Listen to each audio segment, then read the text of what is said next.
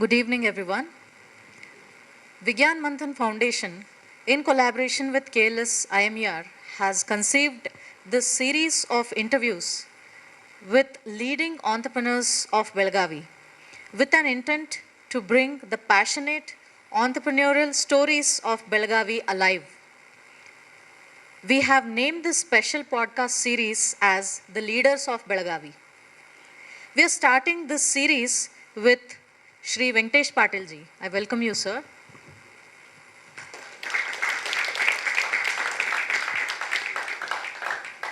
Before we start this heart-to-heart conversation, as we say, that happens through this program, I would like to introduce today's speaker, Mr. Venkatesh Patil.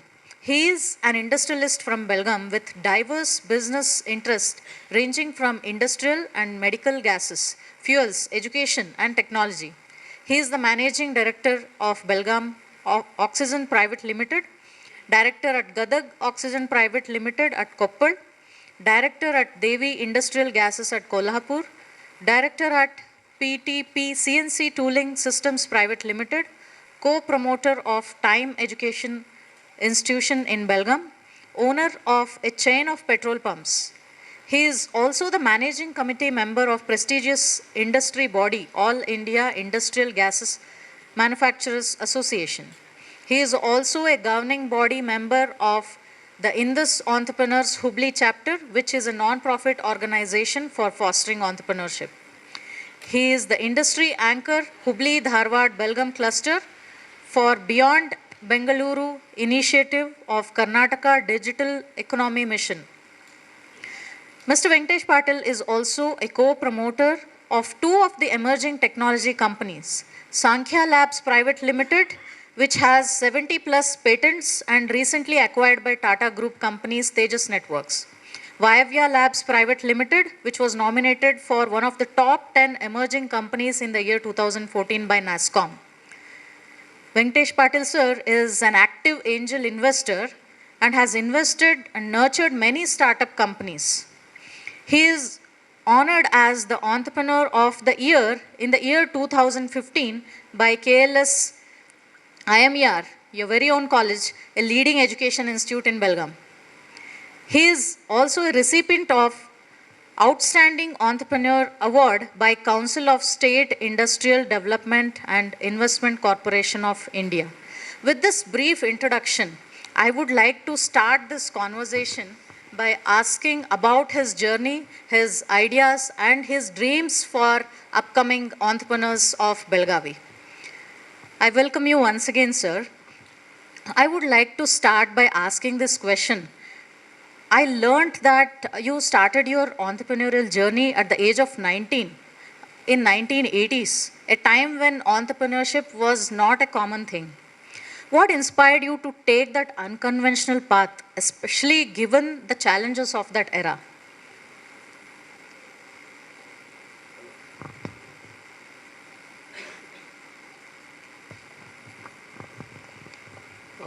I wouldn't know how I started my entrepreneur journey. But even when I was still studying in my high school, my dream was always to become an entrepreneur. Entrepreneur, not the word we talked about those days. We were just talking, I want to start some business on my own. That's the only dream I had. And given that fact, I had such a belief that I would do something on my own. Even after my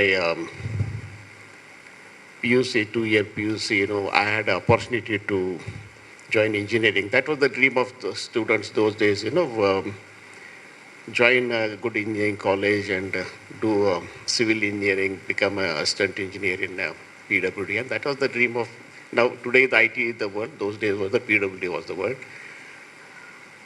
I was fortunate to get admission in Surathkal, but still I don't know what stuck to me. I said that I don't want to do anything and let me complete my simple graduation and start my business.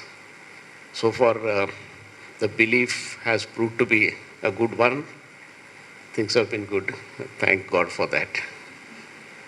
Yes, sir. So I have heard one thing in common about all the passionate entrepreneurs. They cannot define what kept them intact? They definitely use the word I don't know, because entrepreneurship is something which you cannot define with words. It's an experience, it's a feeling that helps us stick to it and continue, is what I too believe. I also learned that you were a first generation entrepreneur, not coming from a business family. It must have been incredibly challenging, because Belgaum now, in the state it has evolved. Even now, there are a lot of expectations saying, if Belgaum was like this, we would have done that. If I was in Bangalore, I would have done that. There are many youngsters who say this. But all of you standing as pillars, having proven that this place is credible. So I want you to share your insights on this mindset of the younger generation. See, every city has its own charm and its own plus and minuses. I started my business in Belgaum because my roots were from Belgaum.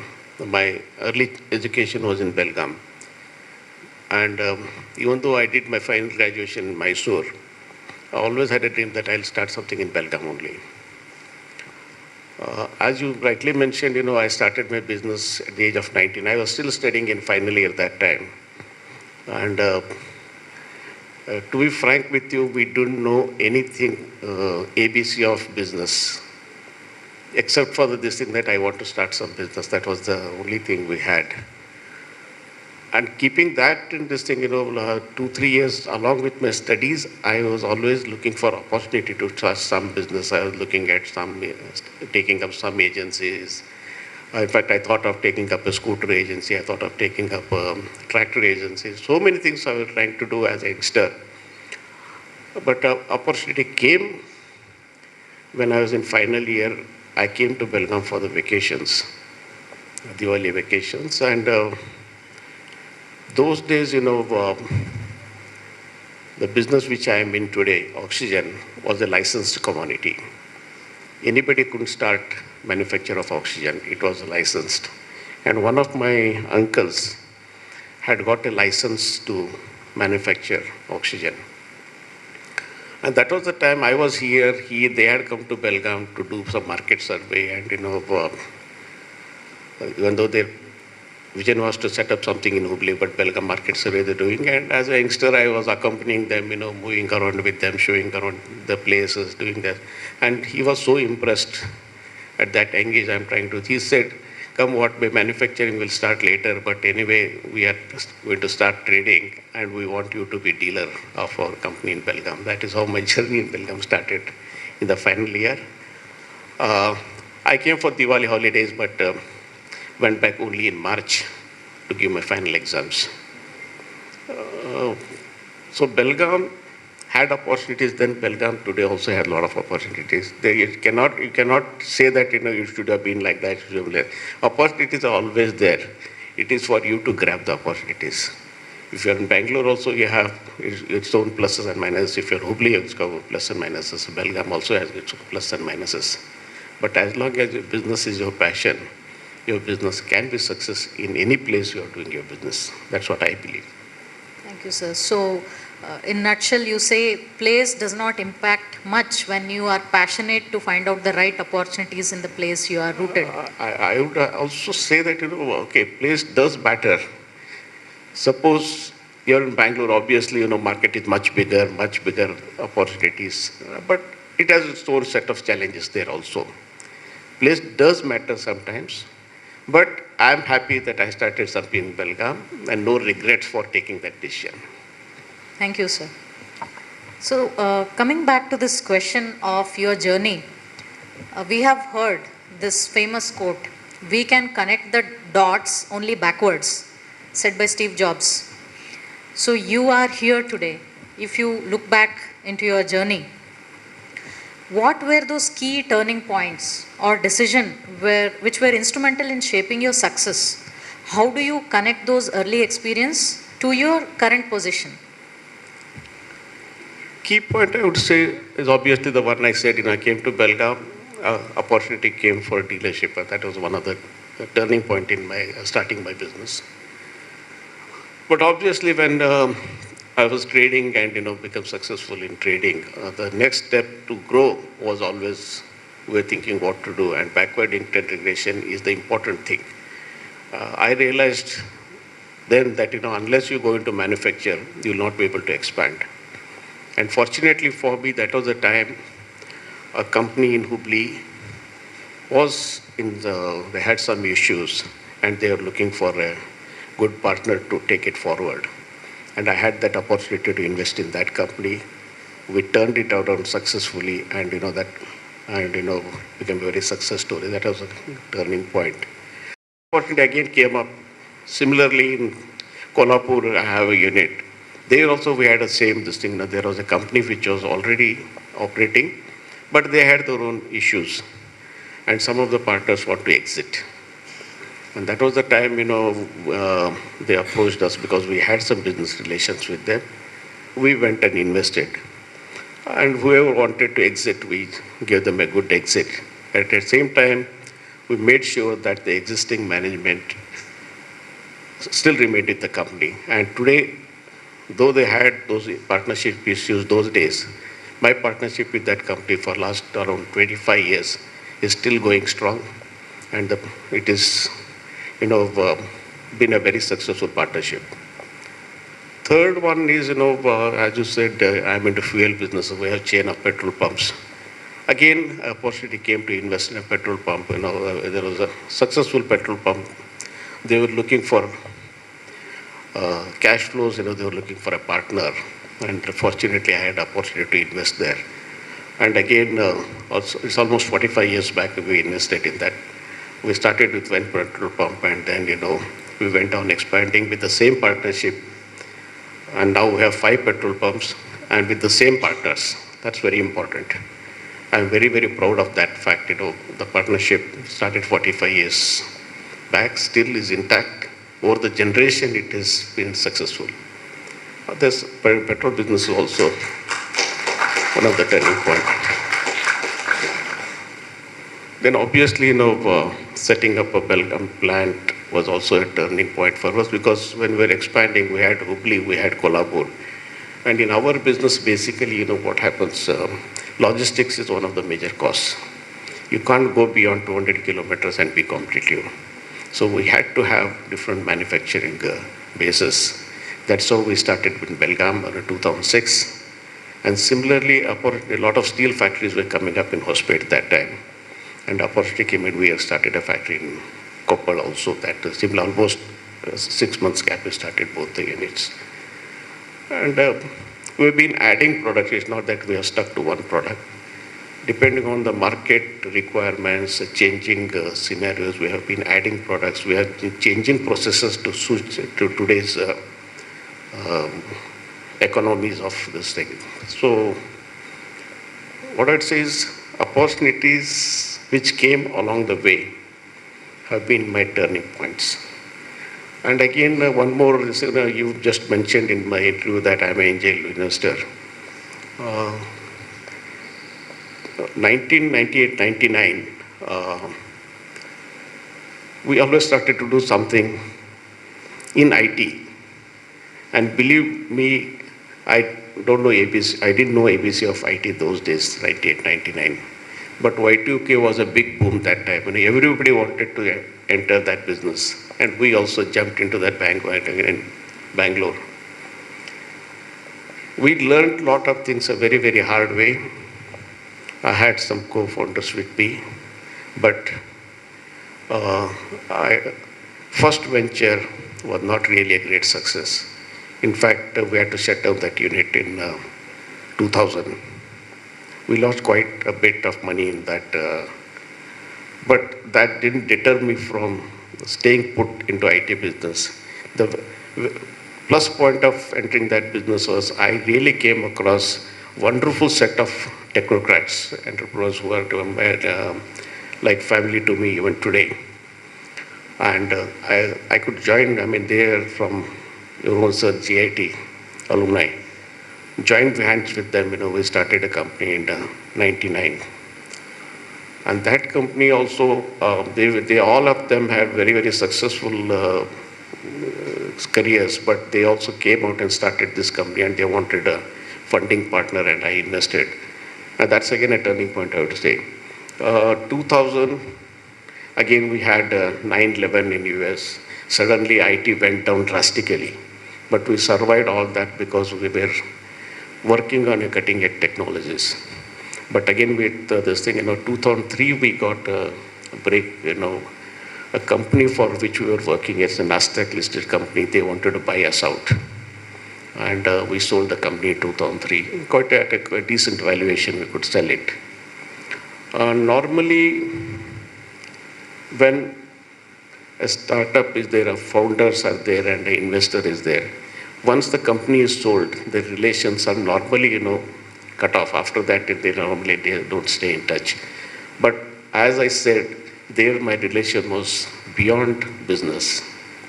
Though we sold in 2003, our relations remain so intact that 2006, when they again wanted to start companies, and the first thing they approached me, they said, we want to start something, would you be part of it? And I happily agreed. And that was again a turning point because those two companies which we started in 2006 are wonderful companies. They are world leaders in the technology what we are working. As you said, we had 70 patents. It's not a small thing for a company to have 70 patents. And obviously that company also went through a lot of ups and downs with 400 plus employees, heavy cash outflows. But we were fortunate that we stay put in all of this thing and finally we could make a very, very successful exit, which happened around 1.5 years back. Other companies still flourishing, we're doing extremely well. This is a turning point again, investing in these technology companies was a turning point for me. And that was the platform which gave me opportunity to invest in a lot of companies. I've invested in some of the startups, some of the existing companies, wherever the opportunities came. And wherever I have invested, fortunate for me, I've stayed put as investor till today. I never invested for short term. And I have not invested for money. I invested for the relation. And that is the one which has really proved successful. Thank you, sir. So I could carry this message that failures are integral part. Although we say it, but we mean it. You are a best example for that. We should also emphasize on the part of failures that shape us for better future. To follow up on this, I want to ask on behalf of these students, which this notion even I had before I started my entrepreneurial journey. So when I think big, dream big, I don't know what are the small steps to reach there. Or when I start small and take small steps, I don't know to dream big. So in this phase, how do I balance myself? How do I stay there? To add on to this, and I think it's a humbling word to say opportunities came in, but I truly believe that you stood there and attracted opportunities. So how do we create scope for these opportunities? And how do we bridge the gap between small steps, dreaming big and small steps? Madam, I would say that, whichever business you are in, as long as your business becomes your passion, it definitely opens up a lot of opportunities for you. I see business is not a path of roses, A lot of, obstacles are on the way.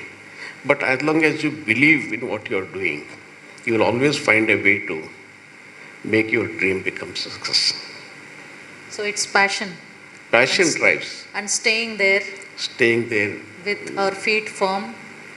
Perfectly. Thank you, sir. So I would like to know more about your company, Belgaum Oxygen, especially because it played a crucial role in saving a lot of lives during COVID-19 pandemic. Could you share more about the challenges and also the rewards of that experience? COVID was a real, experience which I cannot forget in my life. It started off, suddenly COVID struck and, nobody knew what is the treatment for COVID. Somebody was talking about remdesivir, somebody was talking about oxygen. But everybody was ultimately saying that oxygen is the only one treatment which can save lives. The problem then was, we didn't have that much of medical infrastructure. Even government hospitals didn't have, private hospitals also didn't have that. To handle that kind of volumes. So biggest challenge for anybody those days was, getting a hospital bed. Getting a hospital bed was one thing, and the second thing was affording a hospital bed. It has become so expensive now that usually we charge 20,000-30,000 rupees per day for treatment. And treatment was always giving a patient was put on a ventilator or they were being given oxygen. That was the time, we also immediately just came like this thing, storm. We also didn't know what to do. The kind of pressure we went through that time, suddenly, government also intervened so much, they said no industrial supply, everything has to go for medical, then we shut down all industrial supplies and, started medical supplies. But we were thinking that we are giving medical supplies to hospitals, but what about the patients who cannot reach the hospital? What to do?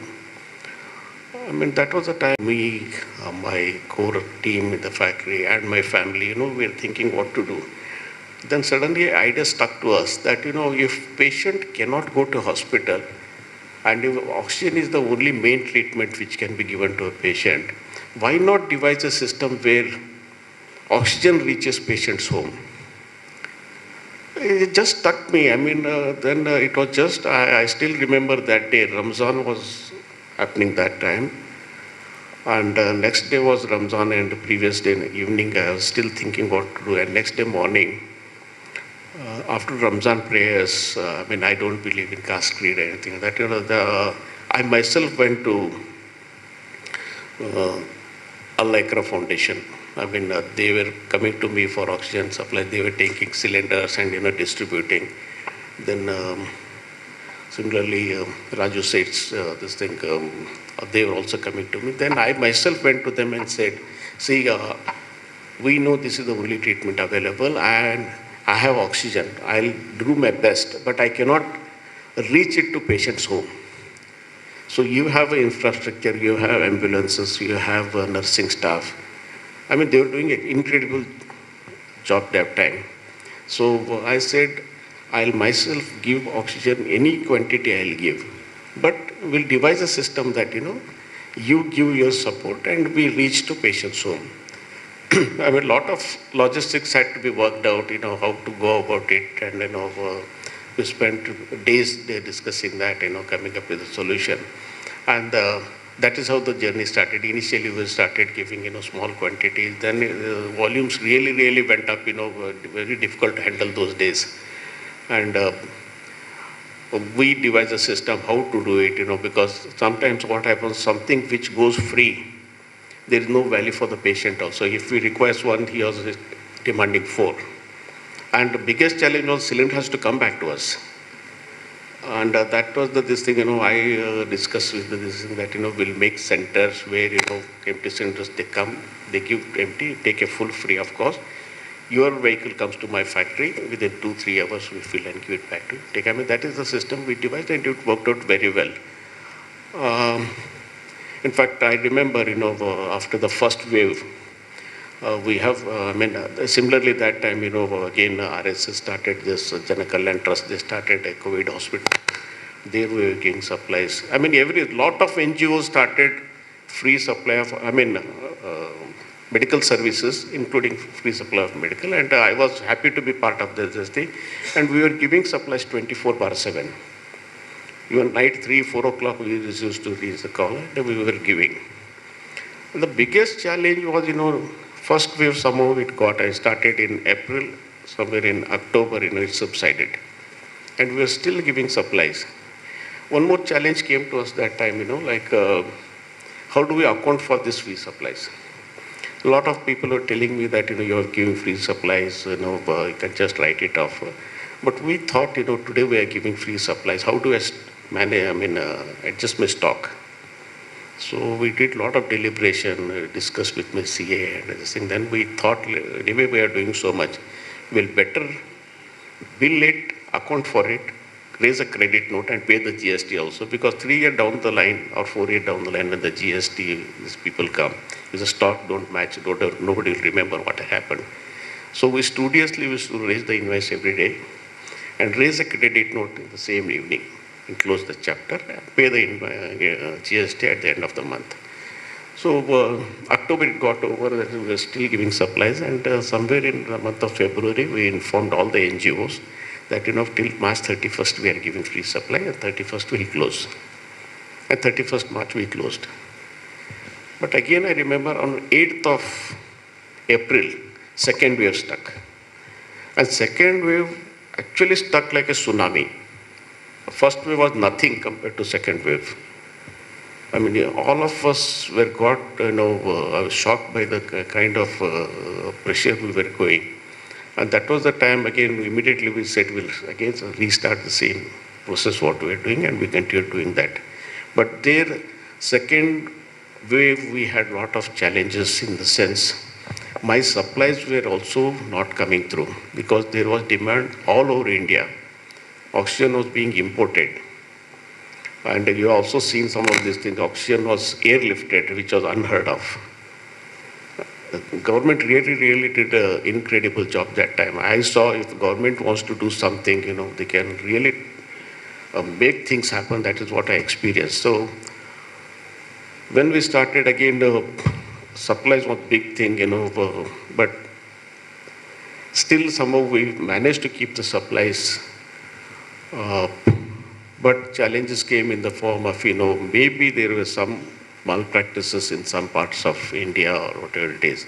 Suddenly government came up with an order that COVID patients should not be given oxygen at home. Only supplies of oxygen has to go to hospitals only, COVID hospitals. So it was a big challenge to us what to do. I was in tears when I was talking to the DC and other authorities. I said, sir, we are doing some incredibly good job. You also appreciate that. And today you say you stop the supplies, what to do? Every official, every politician, whoever was there, everyone was saying, you're doing a good job, please continue doing it. But official order which was there, nobody could change. Then luckily, because of the good work or good reputation we had, government officials really supported. They said, you do good things, what you are doing, will support it in one way or the other. So we could, in spite of pressures, we could maintain the supplies those days, and we are really proud of that. And that was the time, biggest challenge for me was, keeping my employees motivated. Cylinders were going to patients and they were coming back, and they had their pressure from their own families that, those cylinders you are handling. So keeping the employees was a bigger challenge for me.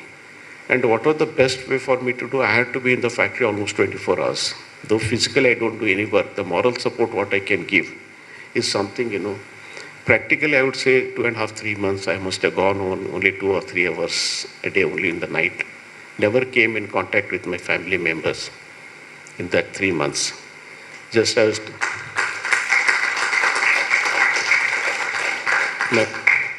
I would just go have a bath, go to a second floor, have a little food, and again go back to factory. That's it. And family supported me in the whole this thing.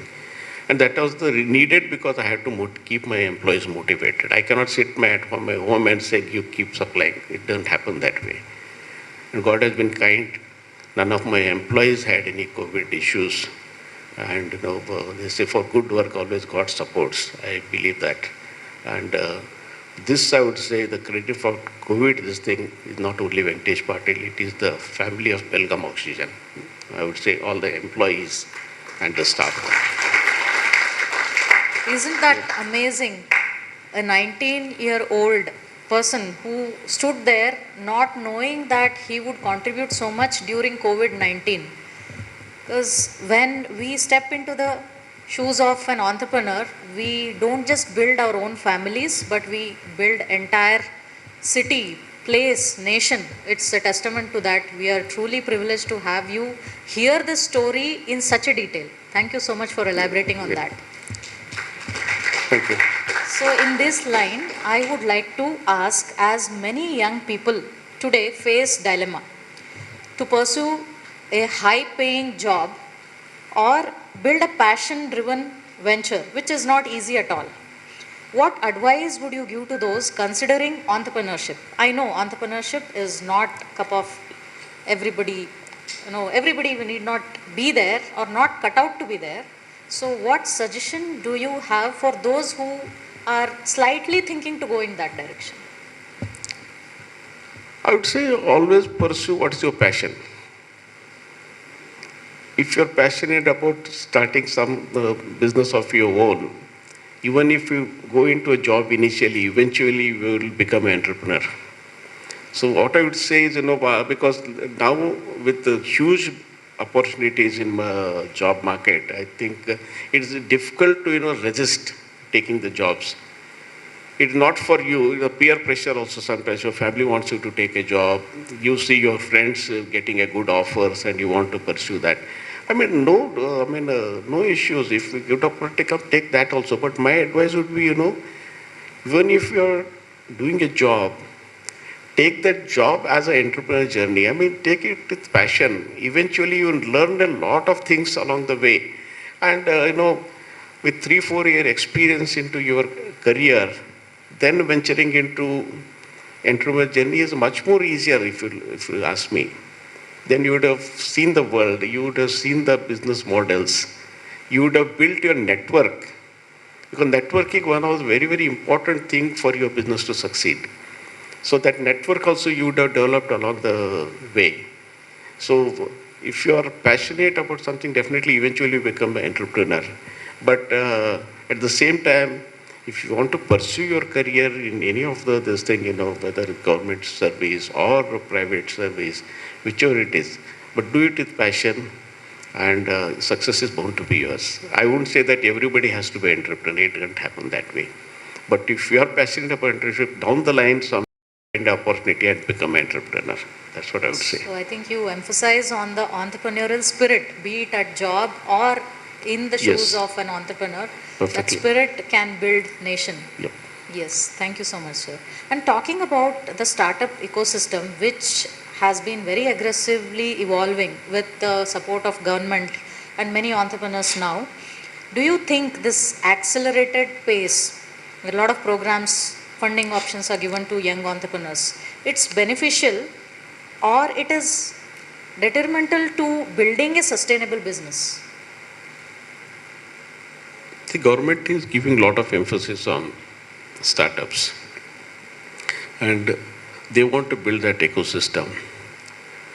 The government has come up with wonderful programs like Elevate 100, where a lot of startups are given an opportunity to pitch their ideas. Government gives grants for successful, workable business models. It's always there. It is sustainable as long as you have the grit and this thing to be there, whether you succeed in the first step or you succeed after 10 steps. You have to be there. If you have that grit, success will be there. I have heard students saying, I will try for 3 years. If it doesn't work, I'll take up a job. I would say you do it other way around. Try a job for 3-4 years and then start your entrepreneur journey, because that will give you a lot of insight into business. That will give you a lot of good network. And you would also build your kitty down the line, for some savings. So if you are passionate about business, don't say that I'll start and quit after 3 years. Don't do that. You don't start with that mindset. You say that, I would become an entrepreneur once I'm fully ready. That is my advice. These are the golden lines. Mark my words. This is what was required for many youngsters to hear. Entrepreneurship is not a magic. You cannot set the timeline. It will decide when you will click. You will not decide when it will click. Thank you so much, sir. So to follow up on this, you have also been an investor, because somebody choosing to be an investor is a choice when they make money. It's a hard decision. I'm sure again with your passion for entrepreneurship, you stood there as an investor to support many startups. So in that case, there is a fad of startups, and as soon as you start, you try to attract investors. and they make up things, they blow up things, or rather I would say when they start, they think 5 years ahead of it and they assume that it's already happening or it should happen. So in that hurry they are. In such phases when somebody comes to seek investment, how it all turns up and what is the right phase to seek investment, and who are the right investors and who can be the wrong investors. Can you please highlight on that? See, attracting investment is not so easy. For attracting investment, you need to build the trust. Trust factor is very important. See, I have invested in companies where the trust factor between the founders and me was so strong that I have stood as a personal guarantor for the loans to the company where I'm not even a director. I'm an investor, but I have stood as a personal guarantor. But that happens over a period with the relation you build, with the trust you have on the founders. So as an entrepreneur, if you are trying to attract investment, you have to build that trust with the investor. And that's not, it doesn't happen in one day. And second thing, what I have seen is, don't take me wrong, what I have seen is, Excel sheets talk big things, it shows a lot of projections, this, that, and all. But it really doesn't happen. Maybe Prakash will also watch for that. So you need to be prepared that it will not work the way Excel sheets show you this thing. You have to go to the grind to do that. So what I have seen is some of the startups, because of some very, very successful exits, where companies have made big money and all. I have seen people coming to me and, doing a presentation and suddenly they will say, valuation of my company, I would value at $5 million, $2.5 million. We require around 50 lakh rupees, we'll dilute 2%, 5%. How do you value that? Everything's on a paper, right? So initially, at least when you're starting a business, when you're looking for an angel investor, treat angel investor as your partner. It's your idea, but the angel investor is also taking equal risk with you because he's trusting on you. He doesn't know your business, ABC of your business. Because I've invested in companies I don't even today, though I'm founder of software companies, even today my knowledge of computers is very, very minimal. But I always trusted in those people. So that trust, when you go to angel, obviously he's taking risk on you. So you need to be very realistic when you're trying to say that, this is my idea and this is what we can. Could be eventual valuation. But today, as you are investing with me on my ideas, I would be treating you as partner, not as an investor. You have to differentiate between an angel investor and a venture capitalist. Venture capitalist is a person, they have resources to, do deep analysis. They have experts, guiding them, and they are ruthless investors. They don't mind investing at valuations and they don't mind, pulling you down also. For them, it's a small thing. But an angel investor, when he invests on you and he's with you through thick and through your journey. So those valuations are something, that's what I have seen. And one more thing I have seen is sometimes some mentorships also happen. They don't share entire ideas. I don't blame the youngsters for that. They always see it's my idea. If somebody steals this idea, what happens? So with that, this thing, sometimes, half-hearted knowledge is given. When you give a half-hearted knowledge, obviously a mentor as well as even angel investor will not have trust on investing. This is even my experience I'm sharing. I'm not trying to, dishearten anybody. But this is my experience which I've seen, I'm sharing. And this thing of trusting the founders, and as an angel, I would also say that it's a responsibility of the angel to invest and then forget it. We cannot meddle with this thing on day-to-day basis. So responsibility lies on the angel also to do that. So I would say that, this partnership, what you build initially with the initial round of investors is very important. That trust can build a lot of goodwill. The investor can bring in a lot of his contacts to your business and help you grow. So I would say somewhere you have to find that line, how to build that trust. Thank you, sir. So building trust in itself is a long process. Entrepreneurship is also a long process. In essence, what happens in between shapes us, shapes our personality and our passion, and we try to continue to be there. So there are quite a few entrepreneurs here, and some aspiring entrepreneurs. We have seen your journey. One another aspect which I have observed is that you have not put a line on a specific technology or a domain or anything. You were very open in embracing different domains. So how can one have that mindset? Because when we choose only one thing and think only in one direction, there is a limited scope to grow. When we open our mind, we see ample opportunities. Can you share your insights on this for the entrepreneurs in this room? No, again, as I said, entrepreneur's journey is also a passion. Angel investing is also a passion. That is the path I have chosen. It's my passion to invest. And as I said, when I invest, I always try to stay through the journey of the entrepreneur. So it's a passion. Yeah. Loaded with a lot of open-mindedness, yeah. I believe. Because it's difficult to build trust when you're not open to see what the other person is seeing. I think it's your open-mindedness that has contributed a lot in investing in different domains and also take part in different domains.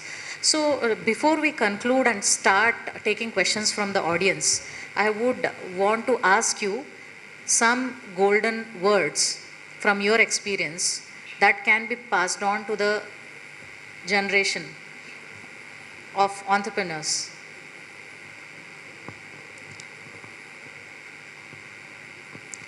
See, golden word is again, I would say, the trust factor. You need to create a trust factor around you.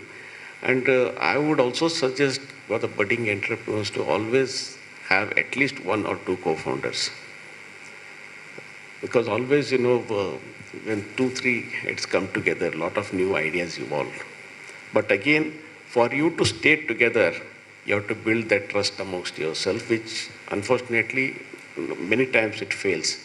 So have that distinction. See, partnerships, as I told you, I have a partnership which is thriving even after 45 years. Why does it happen? Because we trust each other so much that we never question each other. Like, a decision taken in good faith every time cannot be successful, but a decision taken in good faith, we never question. I mean, it becomes success is good, a decision is wrong, decision, still we accept it smilingly. I mean, because that is the trust we have built over a period. And that is what you need to learn. You have to build trust amongst your group, who you are starting your business. And initially, a lot of troubles will be there, but once you have trust, things will move on. I would say give a lot of emphasis on trust. And the second one I would emphasize is on networking. Networking is one thing, when you need to learn. You need to learn to meet people. You need to try to reach out to new people. And you don't know when the window opens for you. And that is one more advice I can give to the budding entrepreneurs. Look for opportunities, build trust among your group, and keep on networking with this thing, and opportunities will open up. Yeah, coming from my experience, I also believe that networking plays an important role. While we are networking, it again depends on our conduct, how we behave or how committed we are in every small aspect. That spreads like a wildfire. Because in entrepreneurial journey, we come across crossroads many a times where we choose between pinching our pockets and maintaining the relationship. In every such phase, if we show commitment and being ethical, I think it goes a long way in the matter of trust building. Sometimes to just be alive for that day, we act funny in terms of finances. I think that's a big black mark that happens when we are networking. This comes from my personal experience, so I've seen many people. So to build big things, we have to compromise when we are building in a small level, is what that rapport, what we build in the network is very important. I personally have been blessed by so many networks in Belagavi region who have entrusted, and I totally relate that trust is the thing that we first need to build, and the businesses will build on the trust. Thank you so much, sir, for being with us. Now I will keep it open to audience to ask your questions freely. This is specially designed for you. We have the most experienced person sitting in front of you. It's a privileged opportunity. I insist all of you to bring up your questions. Not the most experienced. Good evening, sir. Good evening. I thought I'll break the ice and start with the question. Amazing to hear your journey. I had a couple of questions. One question you answered during your talk. That question was related to the angel investors. As an angel investors, what do you see before investing? And amazing thoughts after hearing you. The factor of trust that you brought is simply amazing. I wanted to ask you on another couple of aspects. First is you are in the board of a lot of companies as director and other board positions. What's your secret in multitasking? I mean, how do you actually take care of all these roles? Number one. And second, sir, I want to ask you, you have seen businesses grow and you have also been able to see how leaders see the vision and how the vision reaches its employees and consistently. Your thoughts on these? Thank you. First question first, I don't do any multitasking.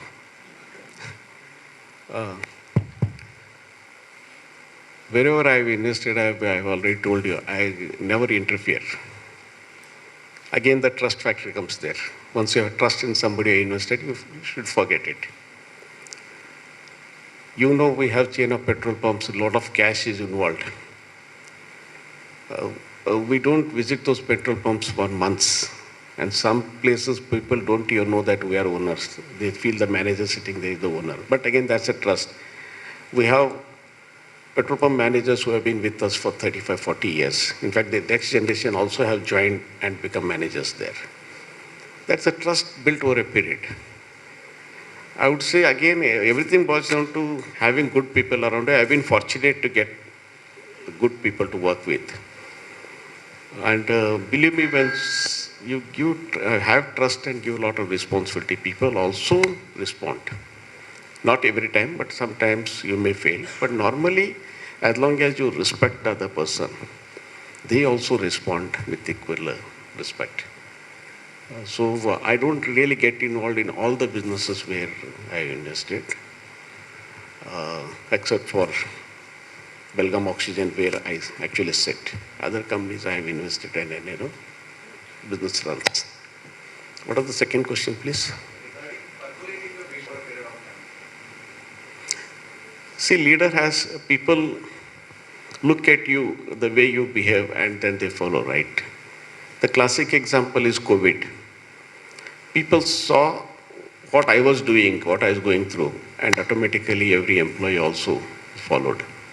Had I been sitting at my home and saying that you keep working and giving supply, you do this, that nobody would have done.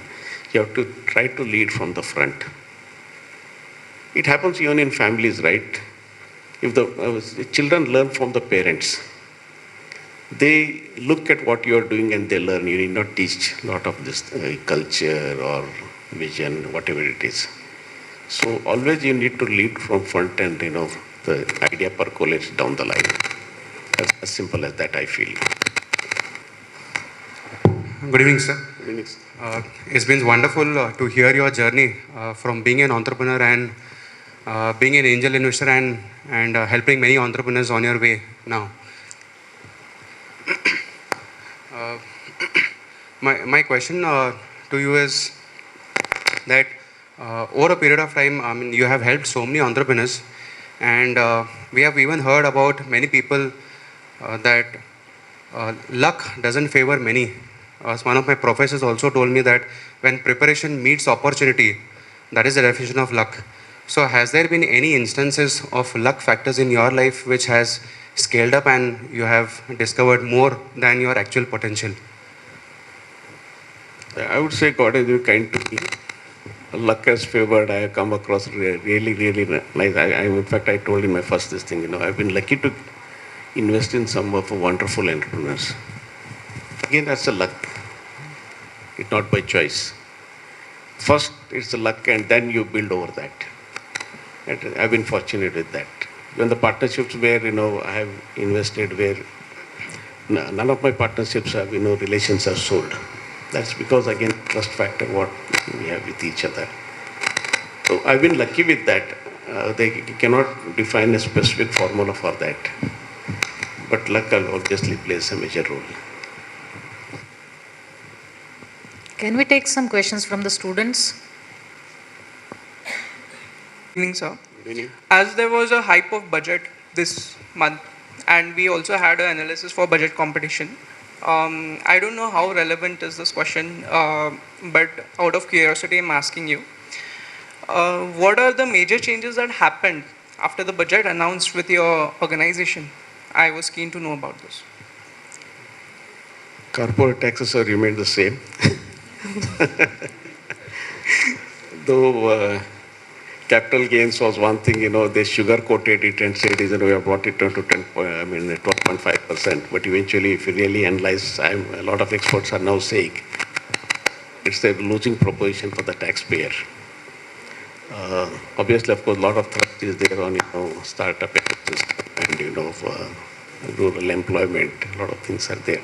But for my business, I don't see much change. It will impact my business. Okay, so was it a good one or a bad one, according to you? I'm not economist to comment on that. I mean, for your organization, how was it? So for my There organization, were some expectations or something. say as an entrepreneur, you always have a lot of expectation. As a taxpayer, you have an expectation of lower taxes, which has not happened. That's what I can say. Okay, thank you. Thank you so much, everyone. With the interest of time, yes, we will take one last question. Yeah. No doubt here there are a lot of budding entrepreneurs and students. My question is slightly different. As you said, since last 40-45 years you are into business. So for an entrepreneur like you, how important is succession planning? So succession plan is one of the key things, every business house is talking. In fact, I am the chairman of CII Belgaum chapter. And CII is doing a lot of programs on succession planning, in fact, I would advise that maybe we should have one program at IMER for succession planning. They call it family business. When I discuss, I have heard, last week I was in Bangalore, I was discussing with some of the successful entrepreneurs, the CII forum only. This is some of the businesses have an issue, very successful businesses, the next generation doesn't want to join the business. Children go abroad to study, then they take up good jobs and they settle there. Even here, sometimes, what I have seen, sir, in fact, I discussed with a lot of my friends, especially with MSMEs, where I see a lot of entrepreneurs who are the first generation again. They have gone through a lot of struggles. And sometimes the parents themselves don't want their children to go through the same grind. In fact, today morning also we were discussing on different forum, where government talks so much on, ease of doing business and, but in reality, ease of doing business is becoming much more tougher with a lot of compliances and in one of the forums we discussed that. So that being the case, sometimes the parents themselves don't want their children to come into it. That's the reality. Maybe you also come across that, sir. But succession planning is really, really important. But both the generations have to come together and come to this thing. I don't have a real solution for that. For bigger business houses, it is much easier. But for MSMEs, it is a challenge. I would say that. Thank you, sir, for sharing your valuable experience, insights, and wisdom to the upcoming generation here. And we would like to conclude this episode, Leaders of Belgavi. We will catch up next month with yet another leader of Belgavi. Stay tuned till then. We will also be sharing this on social media with it's recorded. So I would like to thank KLS IMER Dr. Arif Sheikh sir, Professor Amit and entire team for organizing this fruitful event, which is very important for the development of our city.